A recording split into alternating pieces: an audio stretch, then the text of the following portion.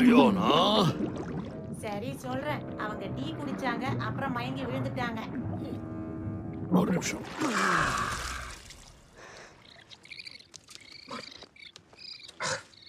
Sorry mini, நீ இருந்ததை நான் கவனிக்கல. உள்ள போய் உட்காந்துக்கோ. டப் டப் மனுஷங்களை வெளியே அனுப்பு.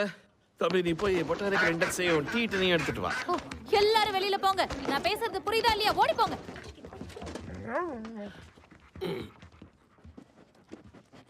உனக்கு என்ன வாசனை வருது? எல்டர்பெரிஸ், ஹெம்லாக், அதுவும் இல்லையா? இதுவும் இல்லையா? அப்படியா?